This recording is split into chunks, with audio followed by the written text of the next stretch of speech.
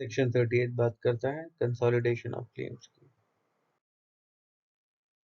तो जो लिक्विडेटर रहेगा, इन्हें सारे क्लेम्स जो मिलेंगे वो 30 डेज के अंदर मिलेंगे from the commencement of liquidation process. अब जो फाइनेंशियल क्रेडिटर है submit a claim to the liquidator providing such a record of claim with information utility. ठीक है, मतलब अगर फाइनेंशियल क्रेडिटर को क्लेम देना है तो इन्फॉर्मेशन यूटिलिटी के पास जो रिकॉर्ड अवेलेबल उससे दे देंगे। Provide that where the information relating to the claim is not recorded in the information utility. जब इन्फॉर्मेशन यूटिलिटी में ऐसी इन्फॉर्मेशन नहीं रहेगी तो फाइनेंशियल क्रेडिटर में submit the claim in same manner as provided for submission of claims for the operational creditor. तो अगर information utility में उनके पास रिकॉर्ड अवेलेबल नहीं है तो ऐसे केस में फाइनेंशियल क्रेडिटर वैसे दे सकता है जैसे ऑपरेशनल क्रेडिटर को देने के लिए कहा गया है।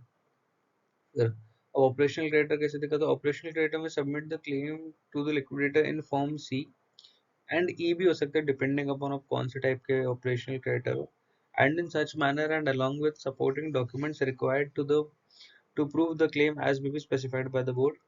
The creditor who is partly a financial creditor and partly an operational creditor shall submit the claims to the liquidator to the extent of his financial debt in manner as provided in subsection 2 and to the extent of operational creditor। हाँ ठीक है, अगर कोई operational creditor और financial creditor दोनों है तो वो ऐसे क्लेम्स देगा जो फाइनेंशियल क्रेडिटर के जैसे फाइनेंशियल क्रेडिटर वालों को देने चाहिए और जो ऑपरेशनल क्रेडिटर के वैसे देगा जैसे ऑपरेशनल क्रेडिटर वालों को देने चाहिए, अलग अलग फॉर्म्स में।